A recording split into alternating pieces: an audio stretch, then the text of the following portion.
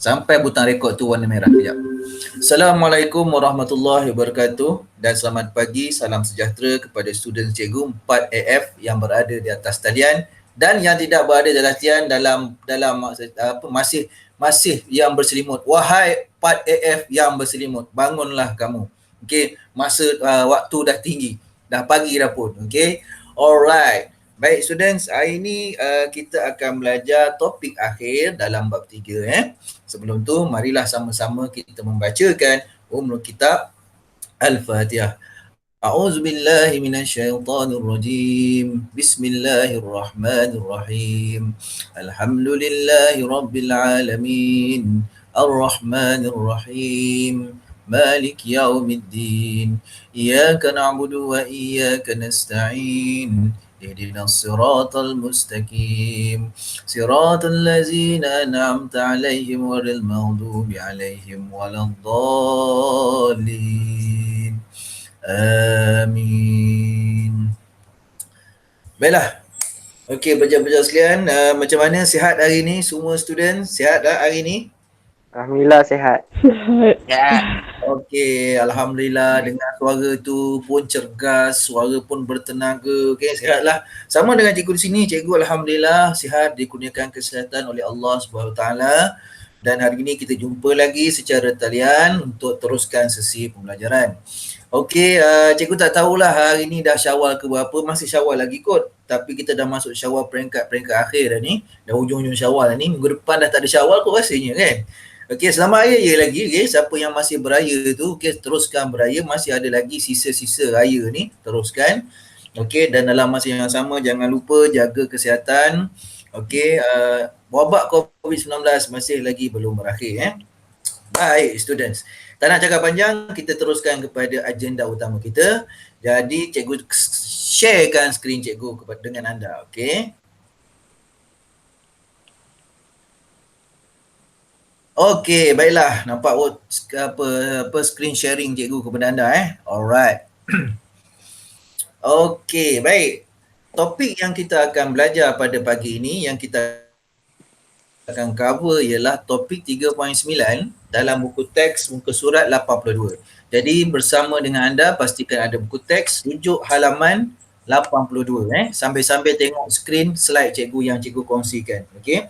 Dan cikgu harap anda pun telah membaca topik tersebut secara orang kata hit and run, just go through, okey, touch and go untuk mendapatkan maklumat awal.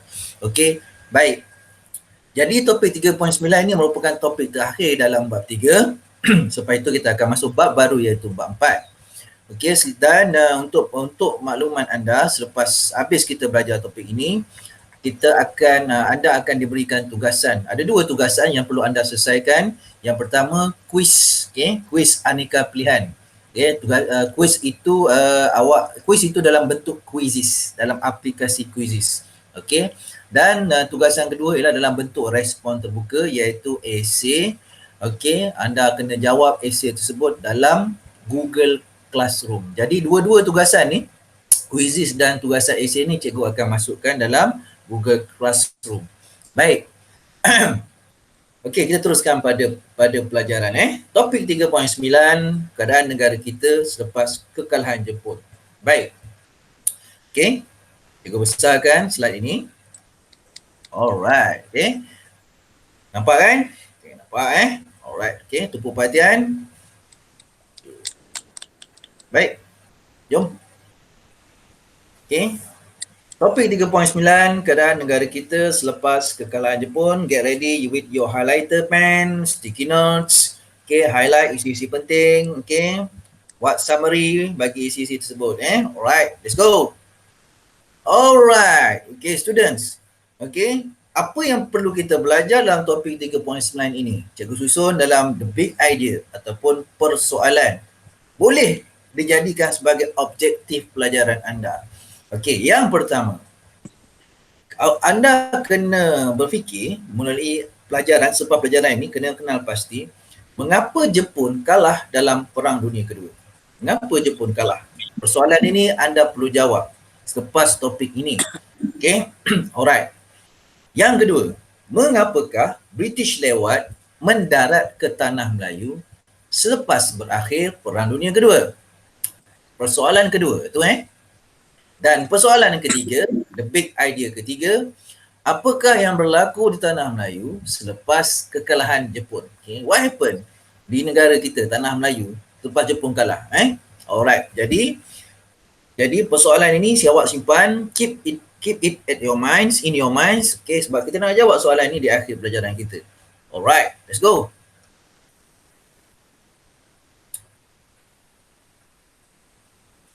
Okey, sebelum kita teruskan dengan pelajaran, cikgu nak share, cikgu nak kongsikan bersama anda satu video tentang topik ini. Okey, apakah yang anda faham tentang video ini? So, lihat video ini betul-betul, nanti respon pada cikgu selepas video ini berakhir. Okey, jom kita tengok sama-sama.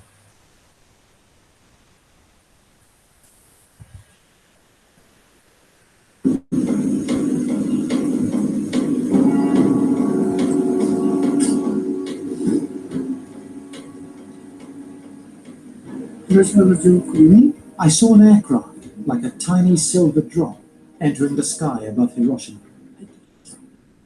I instantly recognized it as an American plane, as no Japanese aircraft could fly at that altitude at the time. It was just one plane, so I assumed that it was passing by as usual.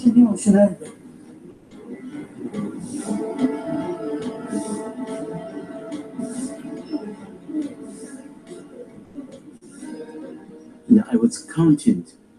1, 2,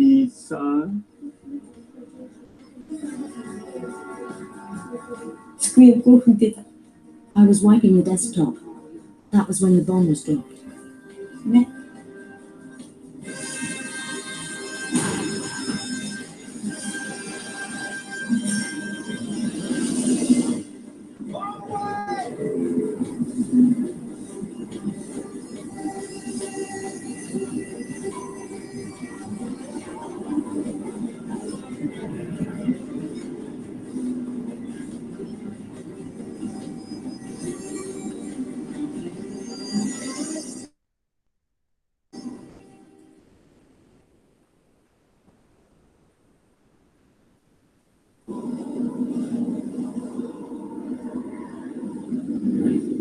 It took about 45 seconds from the time the bomb left the airplane until it exploded. And I think there wasn't a man in the airplane that wasn't either timing it with his watch or counting or doing something. I was sure the bomb wasn't doing it. I was sure it wasn't going to work.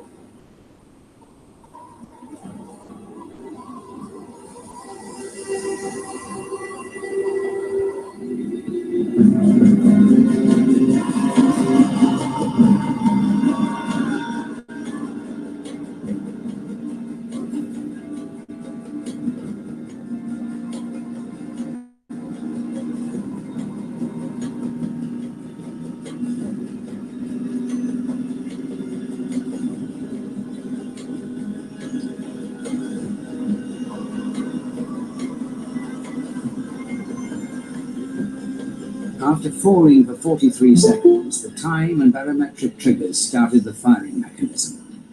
A uranium bullet fired down a barrel into a uranium target.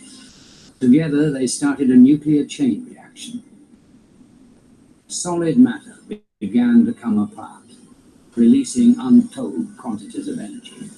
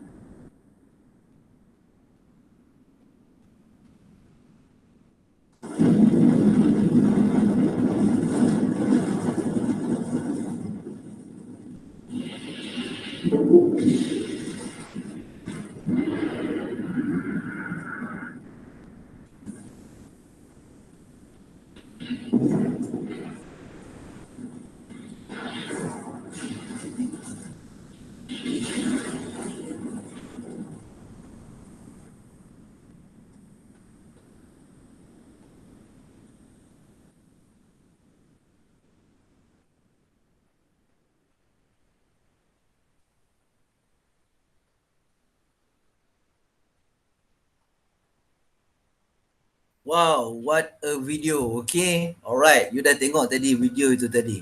So, apa sebenarnya tentang video itu? Seorang pelajar boleh respon? Okay, respon pelajar. Apa yang awak faham tentang video tersebut? Silakan. On-kan mikrofon. Amerika letakkan bandar Hiroshima guna bom atom. Yes, Amerika meletupkan bandar Hiroshima dengan menggunakan bom atom. Very good, Akif, okay. Alright. So, lain respon lain selain bom atom, okay, memang obviously you know itu yang drop itu mestilah atomic bomb. Okay, selain daripada itu, okay, apa yang you nampak selain bom atom? Okay, respon yang lain. Silakan. Okey, sekejap sebab cikgu nak check yang baru masuk ni. Alright, okay. Yang baru masuk sekarang ni kita baru saja tengok video tentang alright, kita ni lagi sekali lagi. Okey, baik. Selain daripada bom atom yang digugurkan di bandar Hiroshima di Jepun, apa yang awak nampak selain daripada itu? Silakan respon yang lain. Sila onkan mikrofon. Apa you nampak? Ada budak tutup mata sebab dia takut. Ada budak tutup mata sebab takut. Alright, obviously. Okay. Sebenarnya budak tutup mata tu dia main hide and seek tau. Main hide and seek. Macam mana hide and seek apa dalam bahasa Melayu? Main sorok-sorok. Kan kena kira. Satu, dua. Tadi orang tua tu dia cerita masa pengguguran bom atom tu kan, dia sedang bermain hide and seek. Okay, dia tutuplah mata kira. 1, 2, 3. Masa dia kira-kira tu, pada masa itulah bom atom jatuh ke bandar Hiroshima. Gitulah dia punya ceritanya kan. Okey, baik. Selain daripada you nampak budak main hide and seek tadi tu, betul tak salah tu, betul lah tu. You nampak yang tu. Apa lagi you nampak selepas tu? Okay. What happened after the bomb drop? What happened? Apa yang berlaku selepas bom dijatuhkan, digugurkan? Apa berlaku? You nampak dengan jelas apa berlaku? Respon? Ramai yang mati. Yes, very good. Ramai yang mati. Selain ramai yang mati? Kerosakan yang banyak. Yes, total disaster. Okay, baik, bagus. Itu sebenarnya bila cikgu cakap ataupun bila paparan apakah yang anda faham tentang video ini, you kena cerita secara ringkas semuanya. So apa yang you nampak? Yes, good. Okay. So, okay, cikgu rumuskan apa yang telah diberitahu oleh rakan-rakan anda tadi. Betul, kita nampak bom itu adalah bom atom, okay, yang dinamakan sebagai little boy. Okay, little boy. Dia ada 3 bom atom belajar-belajar. 1 little boy, 2 fat man. Yang bom atom ketiga tidak digugurkan sebab Jepun telah menyerah kalah selepas bom atom kedua digugurkan di bandar Nagasaki. Begitu. Okey, jadi mengapa Hiroshima dan Nagasaki dipilih untuk digugurkan bom atom tersebut? Kerana bandar Hiroshima dan bandar Nagasaki merupakan bandar-bandar industri Jepun. Bandar industri yang mengeluarkan alat-alat perang kepada tentera Jepun. So, bandar ini perlu dimusnahkan dulu. That's why lah bandar ini digugurkan kedua bom atom ni. Little boy dan juga fat man. Okay. Baik. Jadi you boleh tengok selepas pengukuran bom atom tu memang kesannya sangat dahsyat. Ramai yang terkorban. Bayangkan dia punya pertempatannya rapat-rapat, bandar-bandarnya, industri-industrinya rapat-rapat. Bom atom tu digugurkan, flat terus bumi, solid flat, tidak ada yang tinggal. Flat, bayangkan bangunan, okay, struktur-struktur bangunan, kilang-kilang, premis flat dengan bumi, ground zero, total disaster. Baik, kalau ada yang survive pun, okay, manusia yang survive, okay, dalam pengukuran bom atom itu, mereka terpaksa menerima kecacatan, cacat.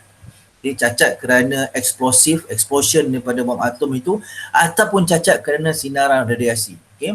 Sebab bom atom ini adalah bom atom adalah bom nuklear yang diambil daripada bahan radioaktif seperti uranium dan juga plutonium Awak kelas 4F tahulah kot dalam fizik kan, yang mana uranium atau plutonium ni atau apa-apa saja bahan radioaktif boleh menghasilkan tindak balas nuklear. Kat situ fizik, chain reaction.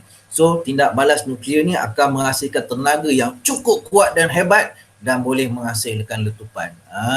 Right.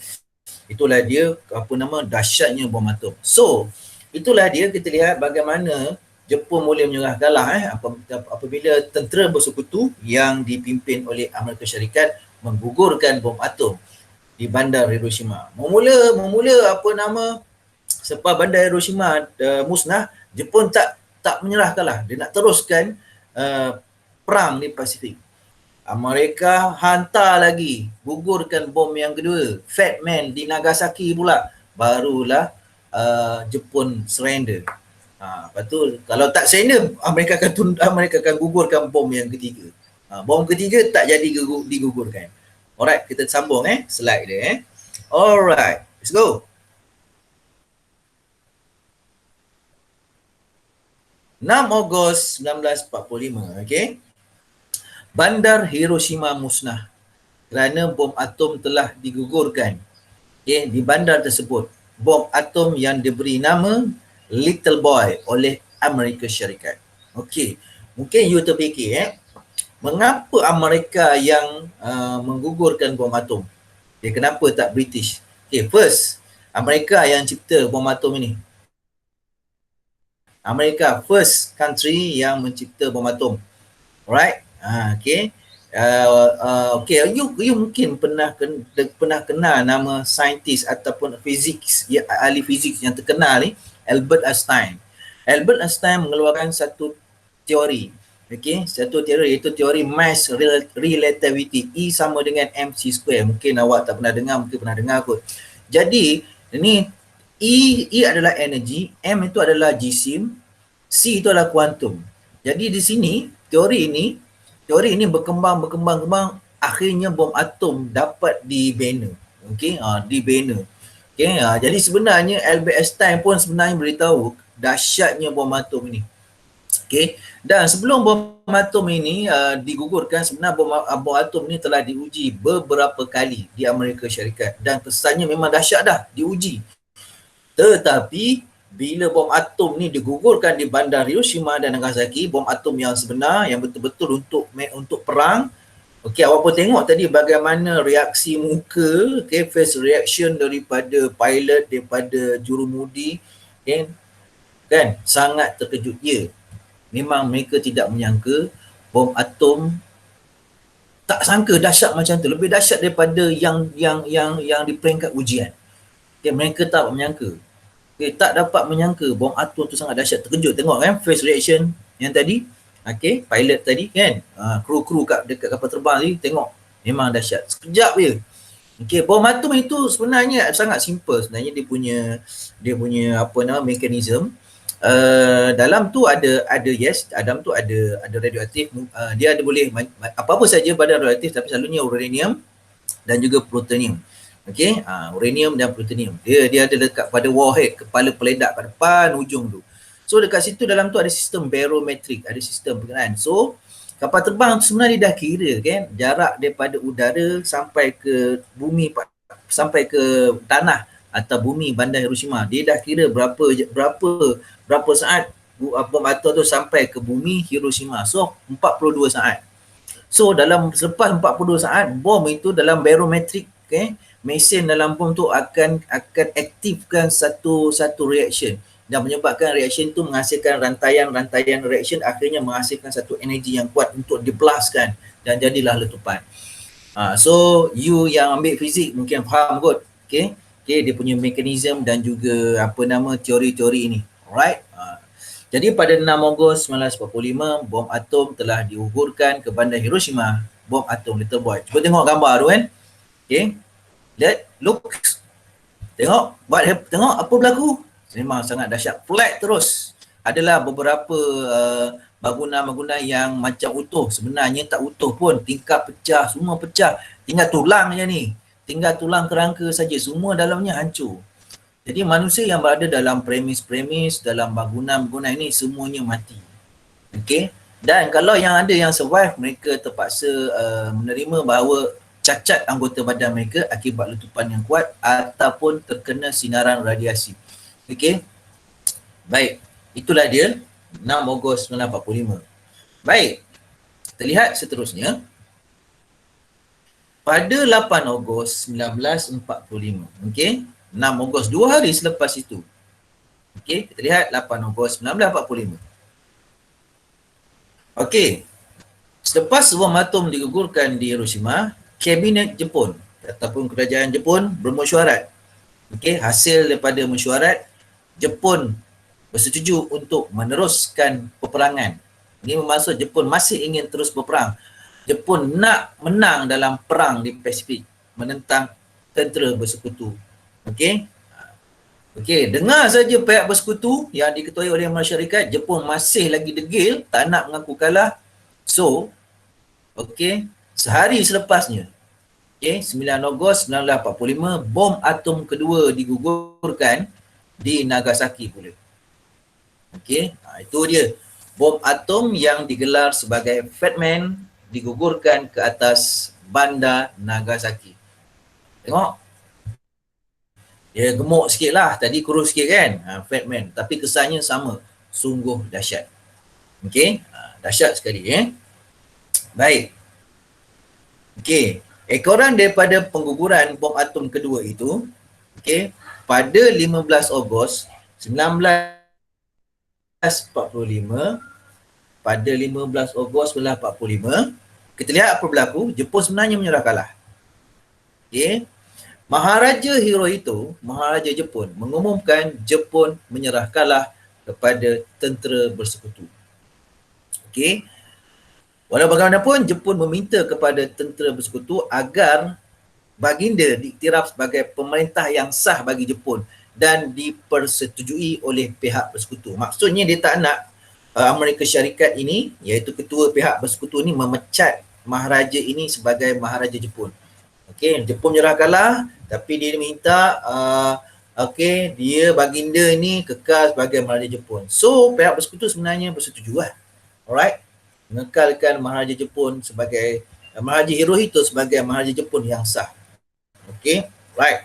Next. Okey, kita lihat yang seterusnya. Baik. Jepun dah serah kalah Okey. 15 Ogos 1945, Maharaja Jepun telah mengumumkan secara rasmi Jepun menyerah kalah kepada tentera bersekutu. So, kita lihat pada 2 September 1945. Baik. So, pada 2 September 1945, okey, tentera Jepun di Pasifik, yang kalah lah. So, ada upacara rasmi penyerahan kalah Jepun kepada pihak bersekutu di Pasifik. Seperti dalam gambar ni awak lihat. Okey. Ni adalah General Douglas MacArthur, iaitu General Panglima Tentera ataupun General Amerika Syarikat, Tentera Amerika Syarikat, Tentera Laut Amerika Syarikat, okey, di Asia Pasifik. Yang ini adalah Panglima Jepun menandatangani penyerahan kalah Jepun di sebuah kapal perang di kapal perang milik Amerika Syarikat, disaksikan oleh pegawai-pegawai lain, oleh negara Amerika, ada negara Britain okey, dan juga oleh tentera-tentera Jepun kat belakang ni yang menyerah kalah. Okey, right. So yang berlaku pada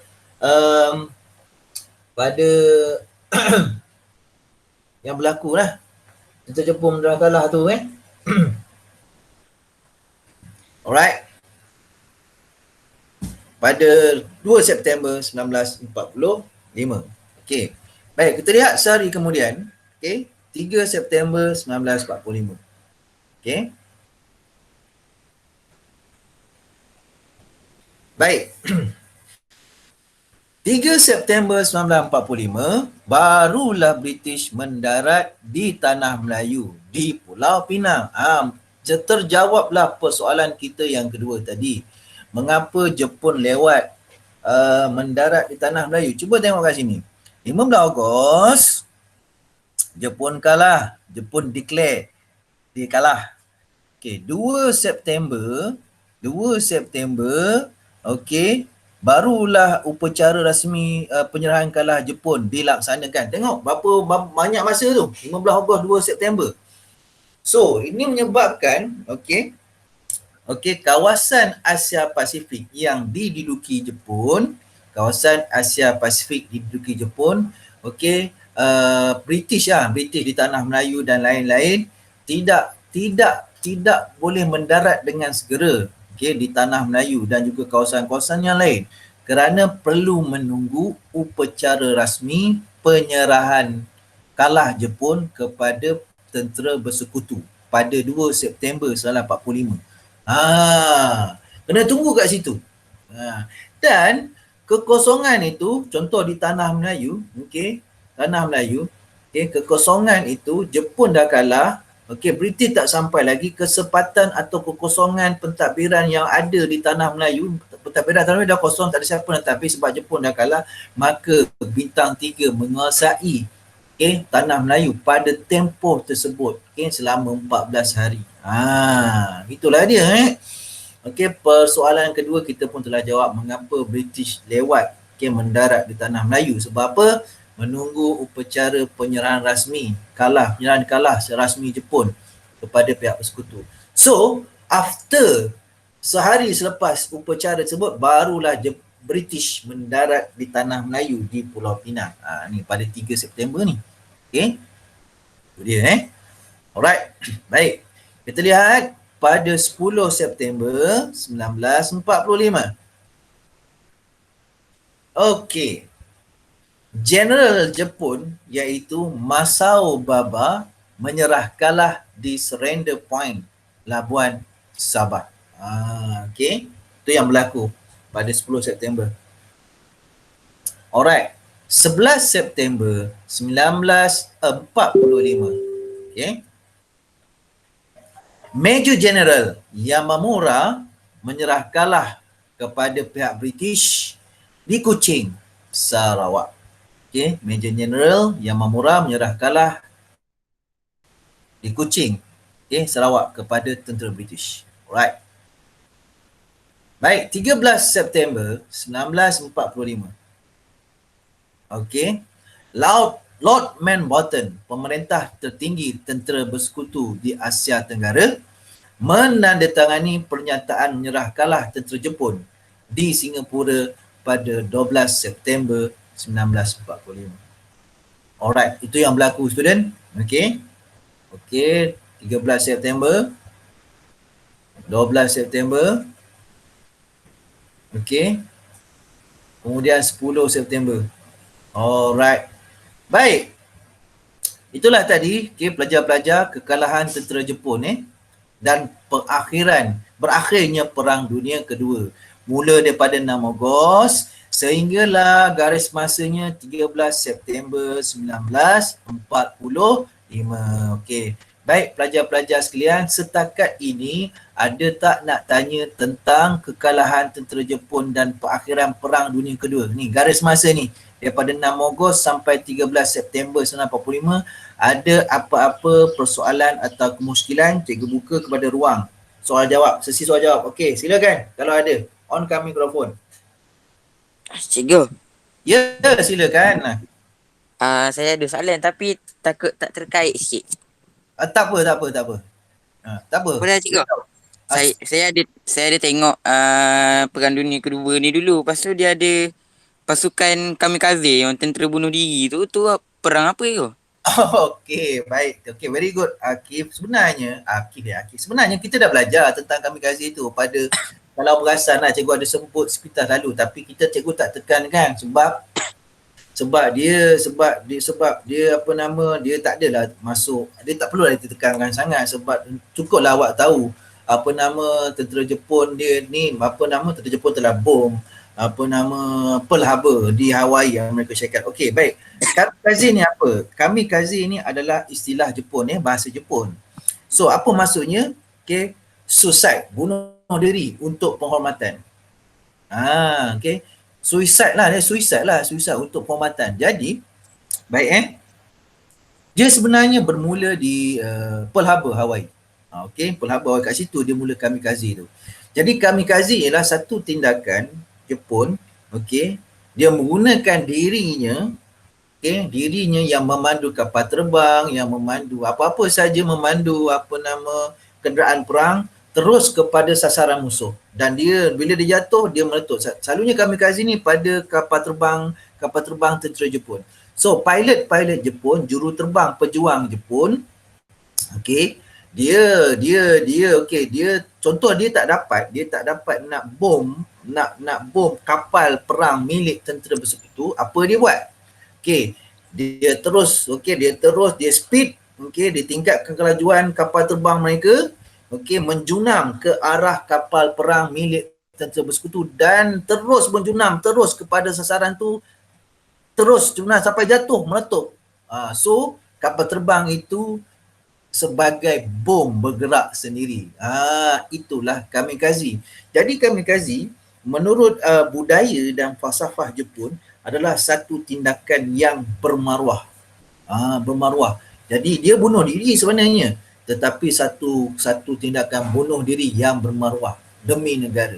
Itulah kamikaze. Dia start dia di Pearl Harbor, Hawaii dan berlanjutan di perang-perang di Pasifik seperti di Guadalcanal, seperti di Iwo Jima, okey, seperti the Midway, okey, seperti di Midway. So selepas Pearl Harbor lagi banyak serangan-serangan kamikaze oleh kapal terbang Jepun, iaitu kapal terbang Zero, kapal terbang Zero Fighter. Okey, di British kata ini Zero Fighter. Okey, dia menjunam ke bawah menuju sasaran ke kapal perang British ataupun kapal perang Amerika Syarikat dan terus letupkan kat situ. So itu yang berlaku student. Okey, jawablah soalan tu Akif. Sekejap. Maknanya kamikaze tu dia sebelum bom atom lah kan? Ya, sebelum bom atom lah. Kamikaze Okay. itu satu tindakan yang bunuh diri oleh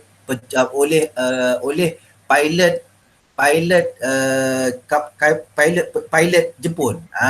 Okey, faham kamikaze. Itu kamikaze nama dia.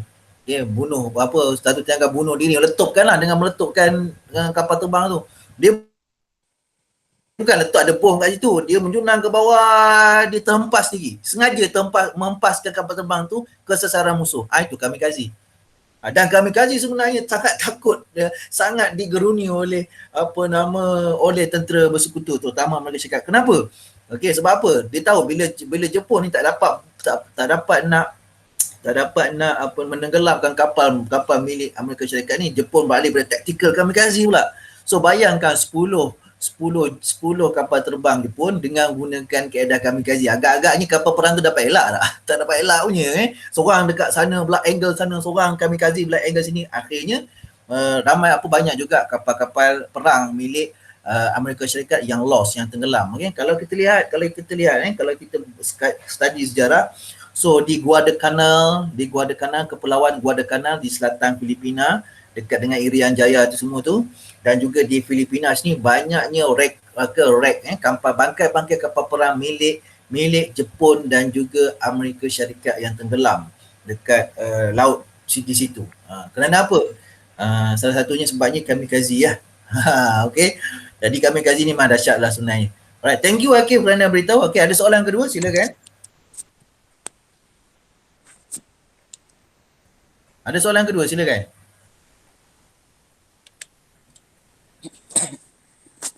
Yang lain ada. Okey.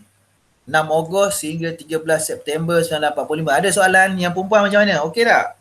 Ada soalan? Okey. Okey. Okey saja Okay, kalau ada tanyalah, tak ada masalah. Okey, tak faham ke, nak tanya ke, kenapa, mengapa, bagaimana, apa, bila, tanya Alright. Okey, cikgu last call, ada pertanyaan terakhir, ada nak tanya? Kalau tak ada, cikgu teruskan kepada subtopik penguasaan bintang 3 di tanah Melayu.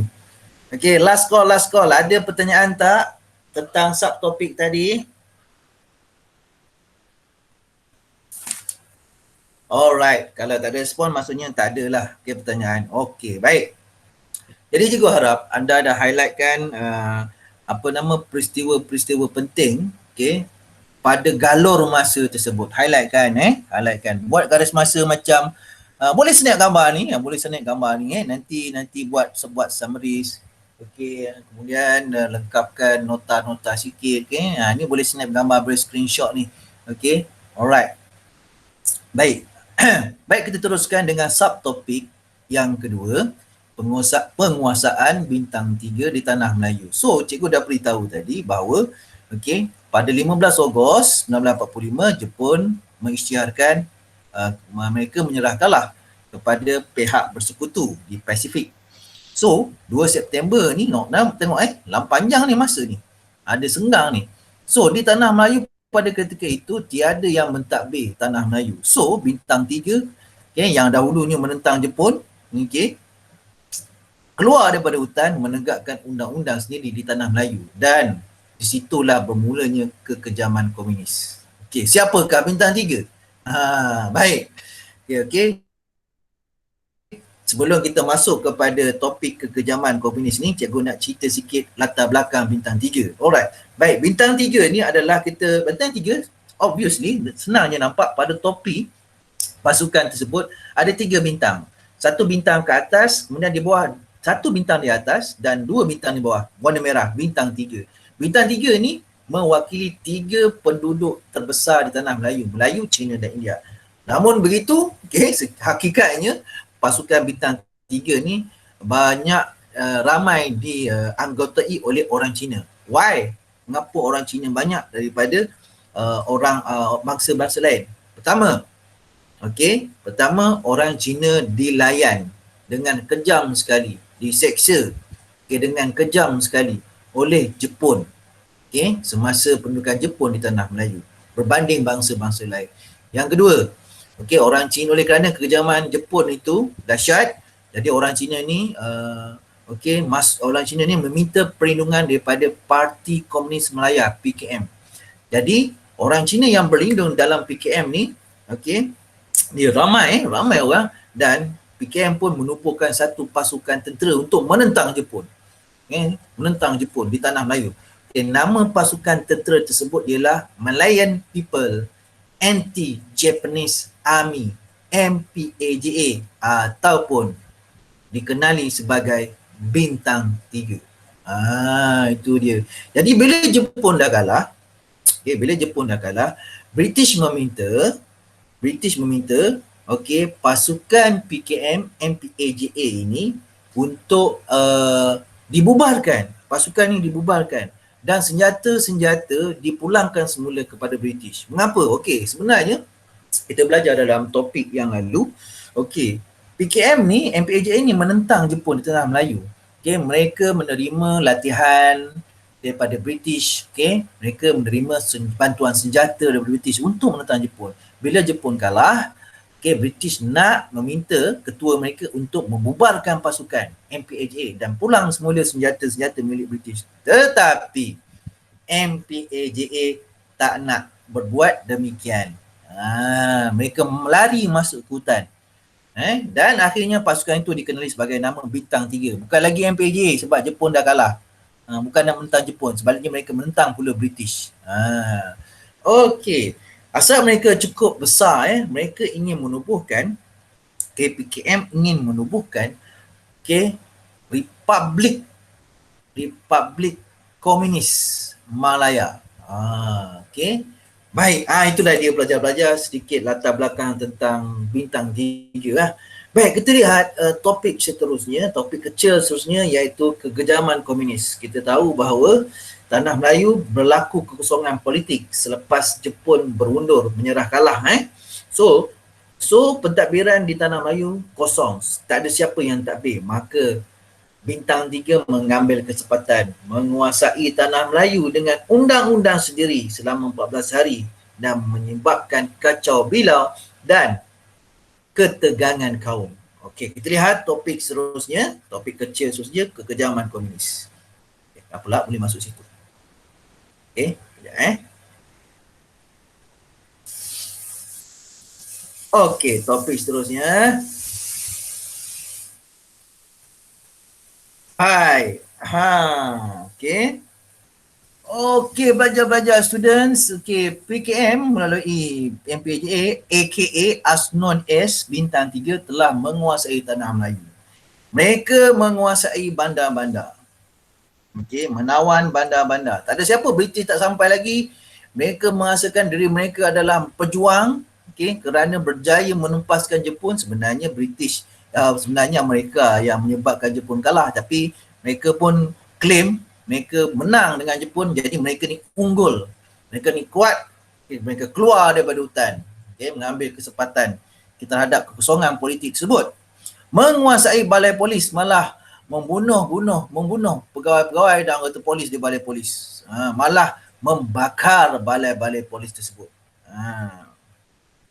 PKM juga menawan pejabat pentadbiran kerajaan dan menjatuhkan hukuman mati kepada orang Melayu tanpa soal siasat, tanpa bicara.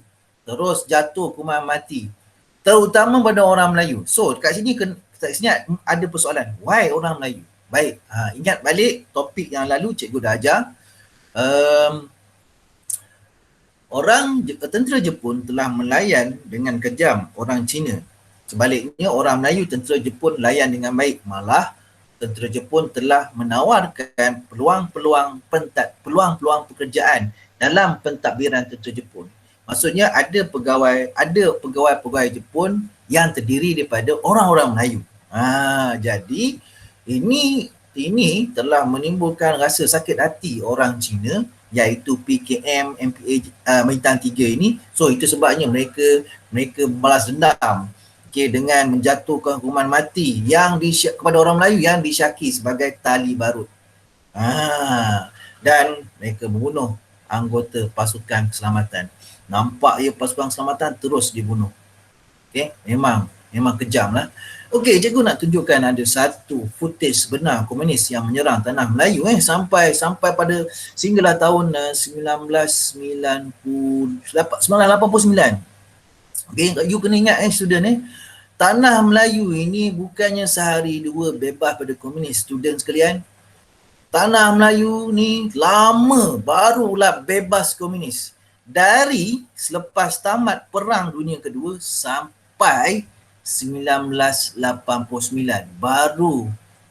barulah komunis ni tamat. Ancaman komunis ni tamat. Pelajar-pelajar lama tau. Okey, so jom kita tengok sama-sama satu footage tentang komunis yang menyerang tanah Melayu. Okey, lihat video ini. Jom.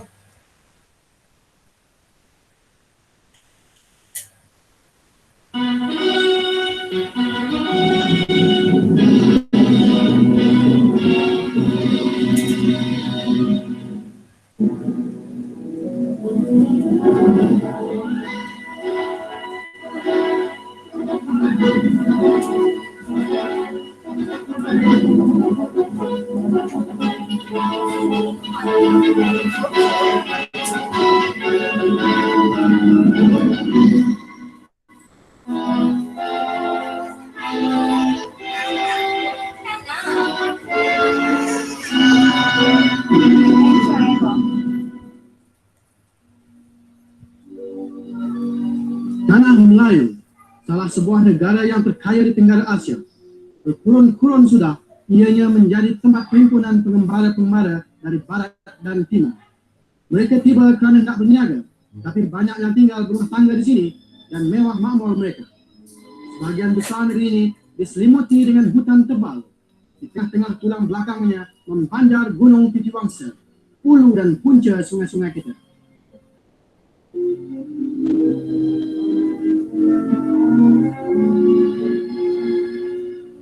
Di lembah-lembah gunung ganang ini ialah sawah padi yang membekalkan tenaga hidup bagi penduduk-penduduk di sini, Melayu, Cina dan India.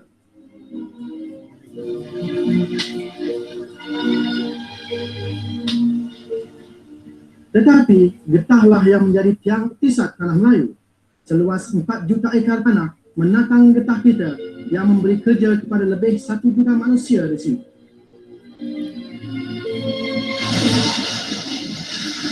Lepas getah biji timah, 1/3 keluaran biji timah dunia datangnya dari tanah Melayu, dari Lombong dan kapal Korea. Kedua-dua perusahaan utama ini telah mengkayakan negeri.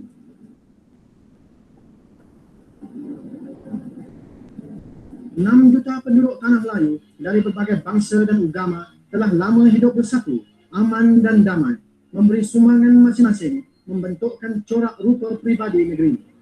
Selepas sahaja tamat Perang Dunia, waktu tanah Melayu sedang pulih kembali dari gelora penjajahan dan kezaliman, komunis Melaya mengangkat senjata nak merampas kuasa. Mega merah komunis mengancam tanah air kita yang hendak permai. Kemudian ianya meletus.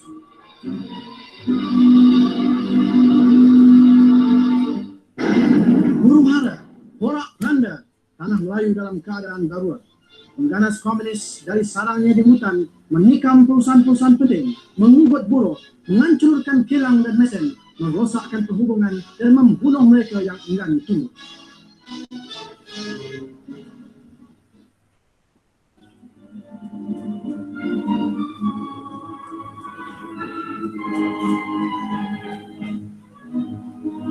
Pada awal darurat, perusahaan negeri hampir lumpuh. Pengganas komunis bersorak sambil lombong-lombong berhenti kerja. Ladang getah lengang dan perhubungan berkicau.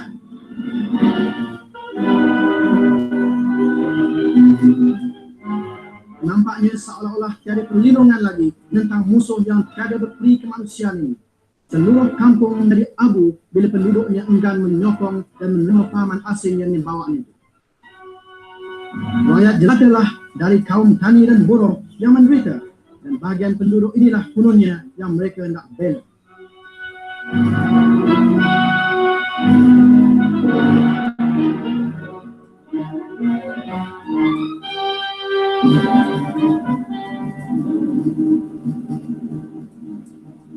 Penduduk tanah Melayu terkejut oleh keganasan ini, hampir-hampir hilang semangat. Wasangka dan kecewa, kecut dan takut merasuk di hati masing-masing. Inilah pancaroba, inilah dugaan negara kita. Tetapi pengganas-pengganas itu melampau dalam kekejamannya, hingga hilang takut rakyat. Timbul pula benci dalam hati masing-masing. Apabila kerajaan menyeru, beribu pemuda-pemuda dari kesemua kaum tampil ke hadapan, rela mempertahankan tanah air. 24,000 daripadanya jadi mata-mata khas, yang lain masuk pasukan kawalan kampung dan polis tambahan.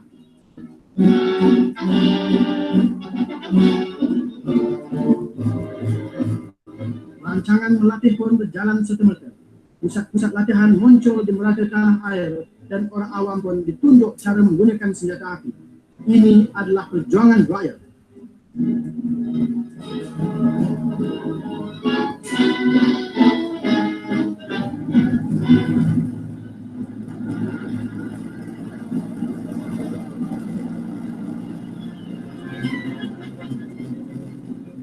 Kubu pertahanan segera didirikan di ladang-ladang dan di lombong-lombong. Mata-mata khas sesudah saja terlatih mengambil tempat masing-masing di medan perjuangan, mengawal tempat-tempat perusahaan siang dan malam.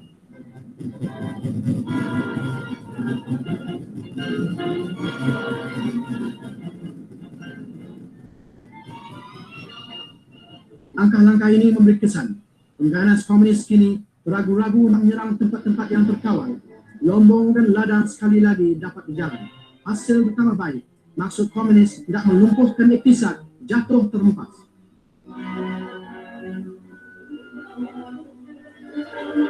Adalah penting mencegah gerak-geri komunis itu. Jadi satu gerakan pendaftaran nama telah dilancarkan. Tempat-tempat pemeriksa diadakan di jalan-jalan seluruh negeri. Kad-kad pengenalan yang dibawa oleh rakyat ditelitikan. Keinderaan, penunggang basikal dan yang berjalan kaki diselidik kalau ada barang-barang larangan yang akan jatuh ke tangan komunis.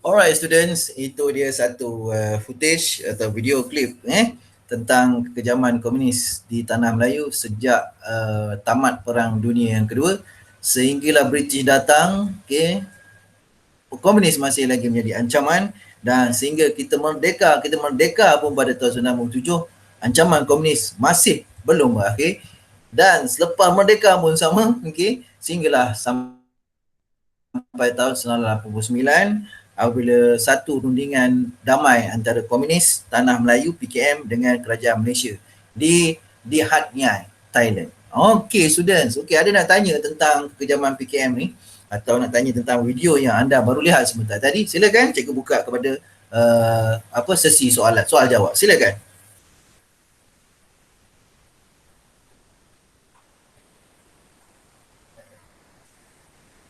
Ada yang nak tanya? Silakan onkan mikrofon.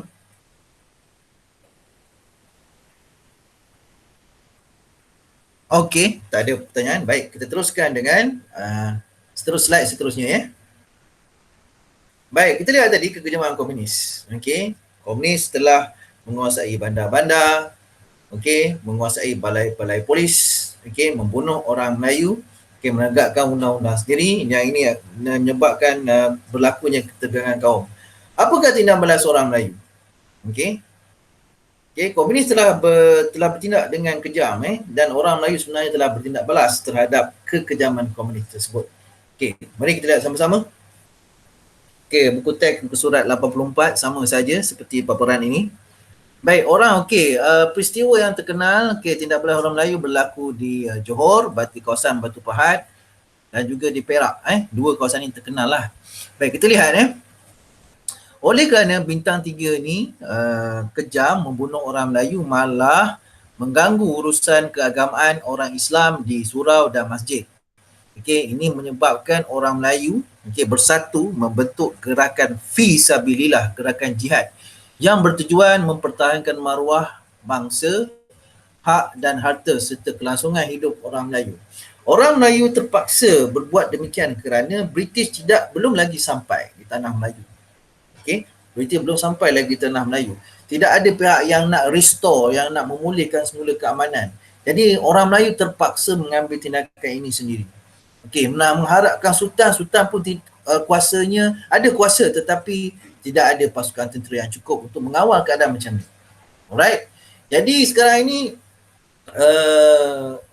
gerakan fi sabilillah ni diinspirasi kepada ulama-ulama Melayu pada ketika itu yang dikeluarkan fatwa wajib mempertahankan agama, bangsa dan negara. So orang Melayu ni ramai-ramai menyertai gerakan fi sabilillah ni menentang kekejaman pasukan bintang 3.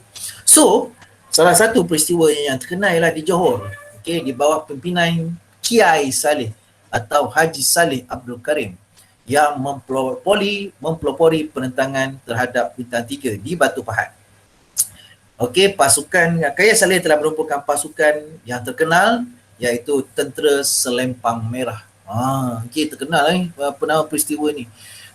Dan yang dikatakan bahawa pasukan Kiai Saleh telah mengasap pasukan bintang 3 dan juga orang-orang Cina yang dipercayai sebagai dalang bintang 3 ni, sehingga Datuk On bin Jaafar pada ketika itu pegawai daerah Batu Pahat telah diarahkan oleh Sultan Johor untuk mengembalikan semula keamanan di kawasan Batu Pahat. Dan pada ketika itu kalau anda tahu, Datuk On bin Jaafar ni telah mara ke sebuah jambatan di Batu Pahat mungkin di Senggarang kalau tak silap cikgu, di Senggarang.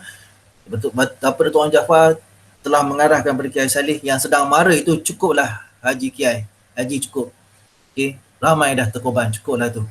Nampak tak? So memang benda ni dahsyat, sangat dahsyat. Di Perak iaitu di Sungai Manis, Tuan Haji Bakri Haji Muhammad Saman menjadi khalifah menjadi khalifah Parang Panjang dalam usaha mempertahankan orang Melayu daripada ancaman bintang 3. Jadi peristiwa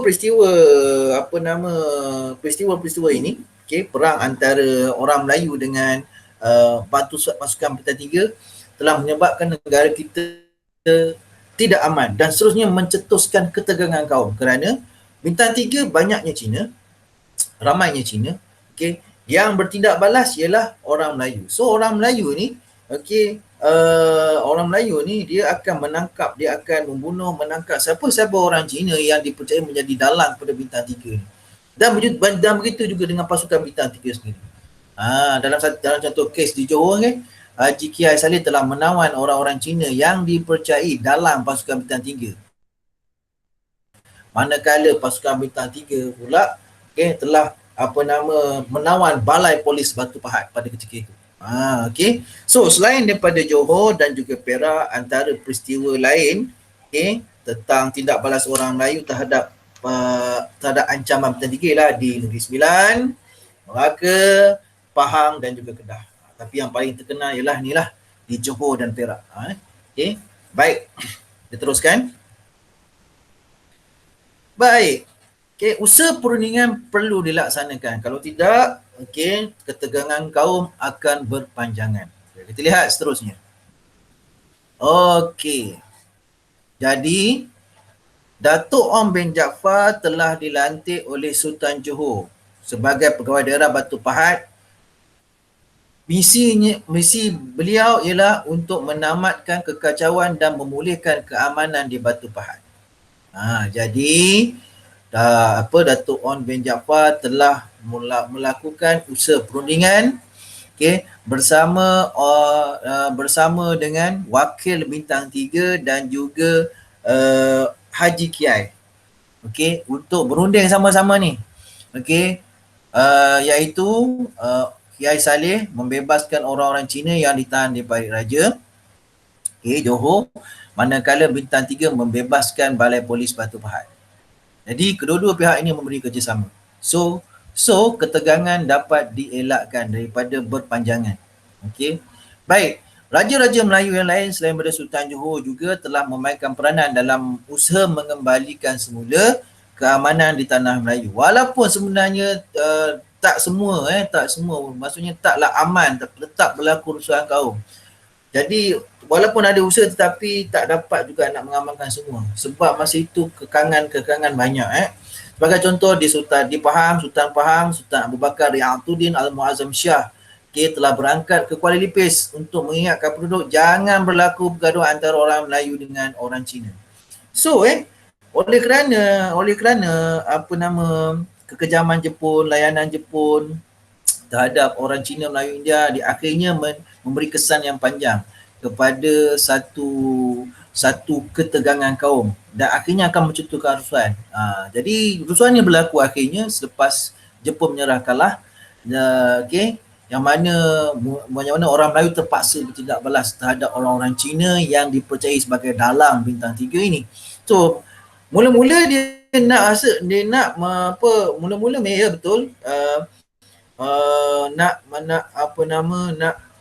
mengembalikan semula keamanan, nak menentang ancaman bintang 3, akhirnya dia menjadi kepada kerusuhan kaum. Jadi inilah yang dikhawatiri oleh Datuk Om bin Jaafar. Mula-mula memanglah orang Melayu nak menentang bintang 3. Tapi bila ramai dah masuk, orang Melayu ramai, Datuk Om bin Jaafar khawatir sangat sekiranya pasukan Kiai Saleh tersalah membunuh orang Cina. Yang orang Cina yang tak terlibat langsung dengan bintang 3 takut jadi macam tu.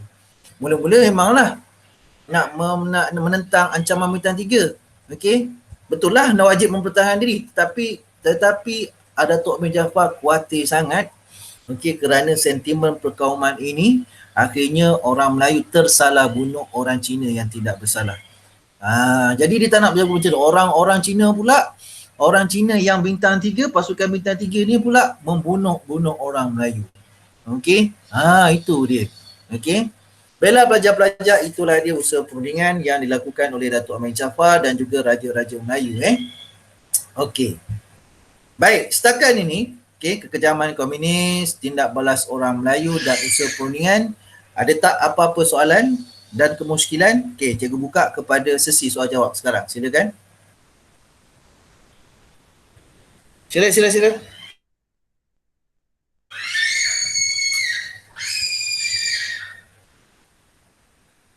Sila. Kalau ada? Tak ada ke? Okey. Respon okey ke? Boleh respon? Cikgu. Ada soalan? Cikgu. Ya, okey. Silakan Hakim. Yang peristiwa 13 Mei tu ada kaitan juga dengan komunis benda ni? Ya, ada kaitan. Tak ada. Dia tak ada kaitan dengan komunis. Cuma dia lah rentetan lah daripada sentimen perkauman sejak pendudukan British di tanah Melayu lagi. Sejak itu. Baik, okeylah. Cikgu jawablah sedikit sebab cerita ni panjang ni Akif. Baik, cikgu cuba ringkaskan seringkas mungkin. Okey, sehingga awak faham. Dia gini sebenarnya. Okey. Baik, kita tahu bahawa tanah Melayu ni kaya dengan hasil buminya. Okey, menarik pelabur-pelabur, pedagang-pedagang luar untuk berniaga, mengusahakan bumi di tanah Melayu. Termasuklah pedagang-pedagang orang-orang daripada negara-negara asing seperti China dan India. Okey, apabila British menduduki tanah Melayu, British telah membawa masuk orang Cina dari negara China untuk bekerja di lombong biji timah. So orang Cina dibawa oleh British sebenarnya, bawa masuk sebagai buruh dan pelombong biji timah untuk bekerja di bawah British. Manakala British juga membawa orang India dari tanah besar India ke tanah Melayu untuk bekerja sebagai buruh atau penoreh getah di ladang-ladang getah milik British. Okey. Orang Melayu pula pada masa itu British kekalkan orang Melayu sebagai petani-petani di kampung yang tidak dimajukan. So dekat sini bahawa kita tahu biji timah merupakan satu perusahaan moden milik British di tanah Melayu, begitu juga dengan ladang getah. Jadi British ni tidak berusaha untuk menyatu padukan tiga kaum ini sejak awal lagi. Katakanlah kalau British buat macam ni. British bawa masuk imigran pendatang daripada China, India bekerja di lombong biji timah dalam masa yang sama.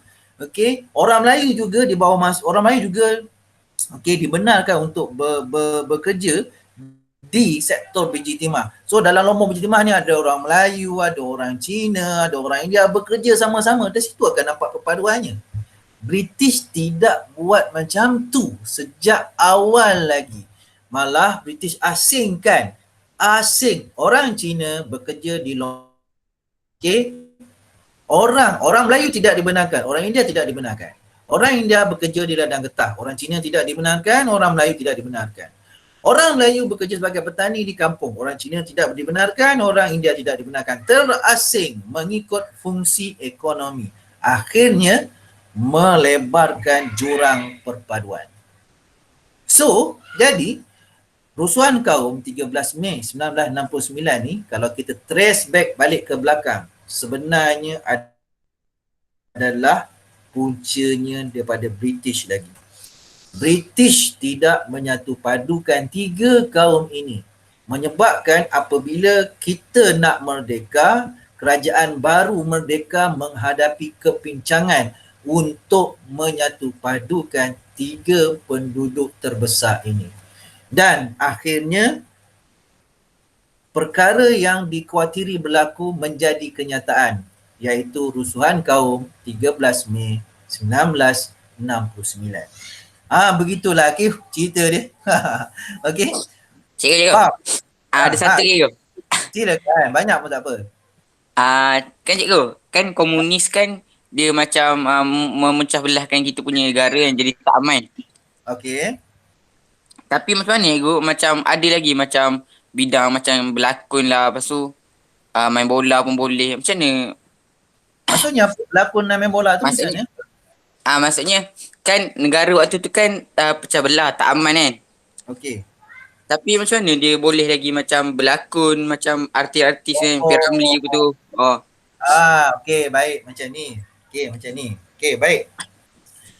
Kita kena belajarlah sejarah ni betul-betul Okey, darurat berlaku. Okey, bila darurat berlaku? Darurat pertama berlaku pada tahun 1948. Okey. Sehingga 1960 itu darurat pertama. Darurat kedua berlaku selepas 1960. Okey. Baik, selepas Jepun kalah pada 15 Ogos 1945. Okey, Jepun menyerah kalah di Pasifik. 2 September barulah British datang ke tanah Melayu, iaitu mendarat di Pulau Pinang. British datang ke tanah Melayu ni, British terus menubuhkan satu pentadbiran tentera British Military Administration untuk mengembalikan semula keamanan. Okey. Namun begitu, ancaman komunis masih tetap berlaku dan hebat. So, pada tahun 1948, komunis kerajaan mengisytiharkan darurat selepas beberapa pegawai ladang berbangsa Inggeris dibunuh dengan kejam oleh komunis, menyebabkan kerajaan British di tanah Melayu mengisytiharkan darurat pertama seluruh negara.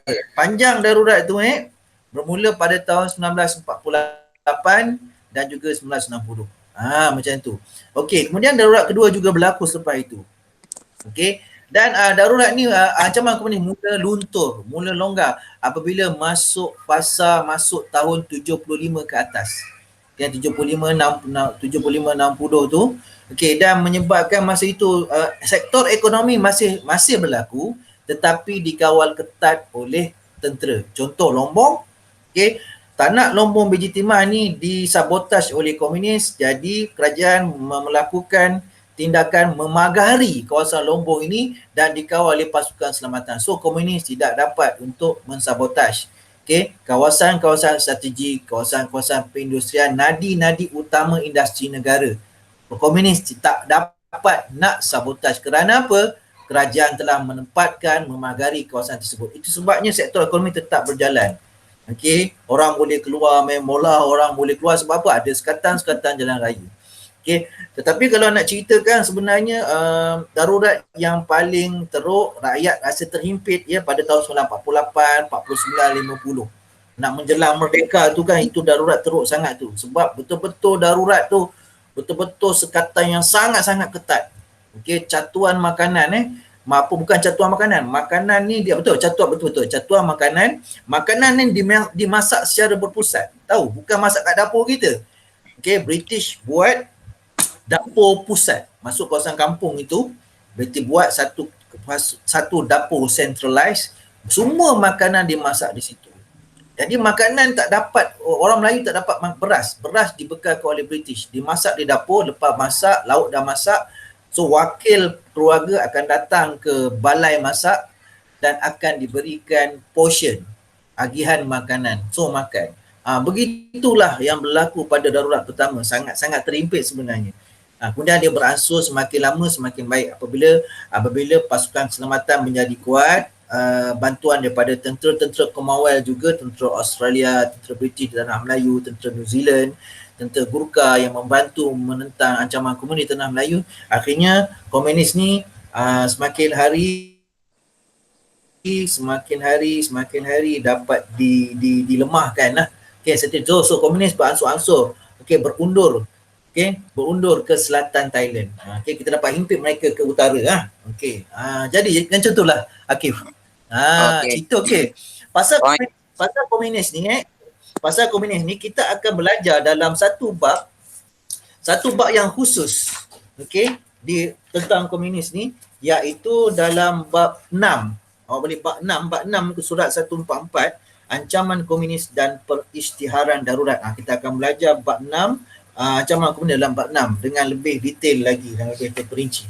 Jadi pelajar-pelajar boleh lihatlah nanti kita akan belajar dalam bab tersebut. Okey, ada lagi soalan, silakan.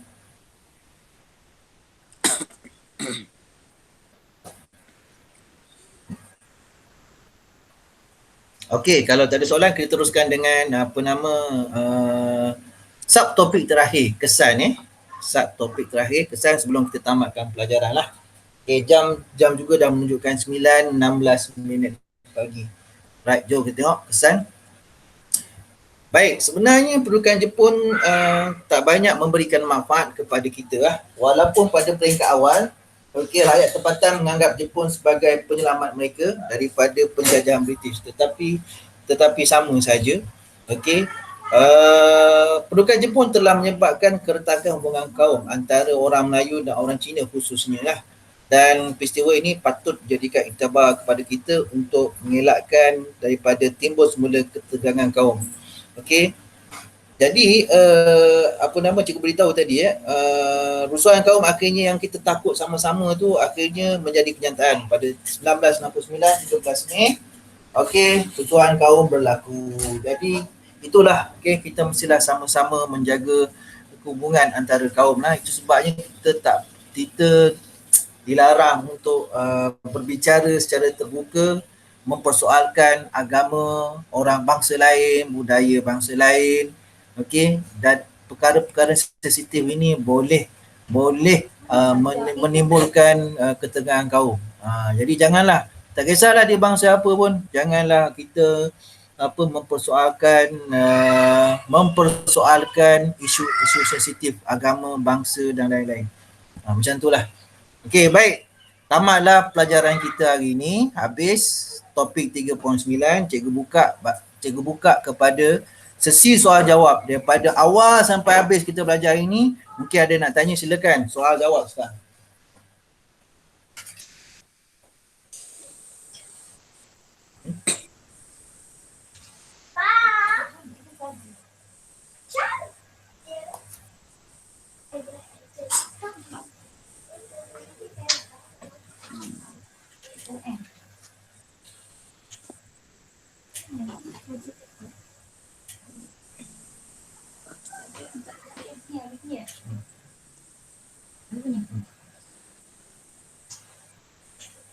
Ada tanya? Tak ada Jadi go. Okey, tak ada. Alhamdulillah. Okay, kita ucapkan kesyukuran kepada Allah SWT kerana kita sudah tamat topik 3.9. Jadi okey, kita buat kita revise balik kembali. Okay, big idea yang kita belajar tadi. Okey. Mengapa Jepun kalah dalam Perang Dunia Kedua? Siapa boleh beritahu jawapan dia? Mengapa Jepun kalah dalam Perang Dunia Kedua? Okey. Okay, persoalan pertama big idea. Siapa boleh? Siapa tahu respon terus. Jangan malu-malu. Silakan. Aida. Okey, silakan. Apa tadi? Mengapakah Jepun kalah dalam Perang Dunia Kedua di Pasifik? Itu the big idea yang pertama. Silakan. Kerana bandar Hiroshima dan bandar Nagasaki dibom oleh tentera Amerika Syarikat. Betul, tahniah. Okey, good job. Okey, betul. Itulah sebab utamanya menyebabkan Jepun serta-merta isytihar mereka kalah dalam perang di Pasifik. Sebenarnya dia ada banyak sebab-sebab sampingan. Sebagai contoh, Jerman kalah di Eropah juga memberi sebab. Okey. Ini sebab sampingan. Apabila Jerman kalah Perang Dunia Kedua di Eropah, tentera bersekutu dapat menumpukan perhatian kepada Jepun di Pasifik. Jadi bila tentera bersekutu dapat memusatkan perhatian ini kepada tentera Jepun, menyebabkan Jepun diasap bertali arus. Okey. Okey, baik. Jadi itulah antara sebabnya. Okey. Dan juga sebenarnya strategi daripada tentera bersekutu pun memainkan peranan. Sebagai contoh, tentera bersekutu yang dipimpin, yang diketuai oleh Amerika Syarikat telah bertindak menenggelamkan kapal-kapal dagang Jepun yang dipercayai membawa bekalan senjata, membawa bekalan minyak kepada kapal perang Jepun. Itu juga boleh dijadikan faktor kenapa Jepun kalah Perang Dunia Kedua. Satu lagi ialah banyak aset-aset kapal-kapal perang Jepun ni yang telah dimusnahkan oleh tentera bersekutu, oleh Amerika Syarikat. Kita lihat di Iwo Jima, kita lihat di Midway, dan sebagainya. Dan sebenarnya sebelum bom atom digugurkan di bandar Hiroshima dan Nagasaki, banyak juga bom telah digugurkan di bandar-bandar utama di Jepun, tetapi tidak menggunakan bom atom lah, bom biasa. Menyebabkan juga kerosakan yang agak serius juga kepada bandar dan pertempatan di sana, tapi tidak sedahsyat bom atom. Jepun masih lagi tidak mengaku kalah. Tapi apabila pihak berikat ataupun tentera bersekutu yang dipimpin Amerika Syarikat ni menggugurkan bom atom, sebanyak 2 kali, akhirnya Jepun mengaku kalah. Good job. Big idea pertama. Big idea kedua.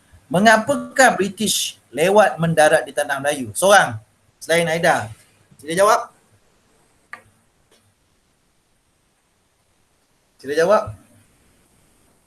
Mengapakah British tiba lewat di tanah Melayu? Senang je, kita jawab tadi. Seorang silakan. Siapa tahu teruskan je. Siapa tahu teruskan. Jangan malu-malu. Cepat kita nak updatekan ni. Cikgu Aida. Aida, okey teruskanlah. Siapa-siapa je. Ada kelas 9.30 ni. Okey, teruskan. Sebab British dia kena tunggu dulu upacara penyerahan rasmi Jepun pada berapa? 2 September. 2 September. Okey, cikgu tambah upacara rasmi penyerahan kalah Jepun kepada pihak bersekutu di Pasifik pada 2 September 1945. Barulah British boleh mendarat tanah Melayu. Okey, good job. Okey, last sekali. Apa tadi big idea yang terakhir tadi? Okey, kita lihat big idea yang terakhir tadi. Ni kan. Apakah yang berlaku di tanah Melayu selepas kekalahan Jepun? Ini sangat simple saja. Okey, apa yang berlaku? Seorang. Ancaman komunis. Ancaman komunis. Okey, boleh detailkan lagi ancaman komunis tu kepada pasukan Bintang 3 telah menguasai tanah Melayu dengan menawan bandar-bandar, menguasai balai polis, membunuh orang Melayu yang telah bekerjasama dengan Jepun, menegakkan undang-undang sendiri, kemudian menawan, memusnahkan pentadbiran bangunan-bangunan ataupun pentadbiran kerajaan, dan lain-lain. Dan tindakan penguasaan Bintang 3 ini telah menyebabkan orang Melayu bertindak balas, sebagai satu gerakan fi sabilillah, seperti yang berlaku di Johor dan juga di Perak. Di Johor Haji Kiai bin Saleh, di Perak tadi Khalifah Padang Panjang. Macam tu, boleh ceritakan tu. Kalau awak dapat cerita macam tu sikit-sikit, dia jadilah jawapan yang lengkap. So students, that's dah. Itulah dia. Topik 3.9, keadaan negara kita selepas kekalahan Jepun. Itu saja cikgu rasa. So terima kasih kerana tetap kekal bersama cikgu daripada pukul 8 sampai pukul 9.30.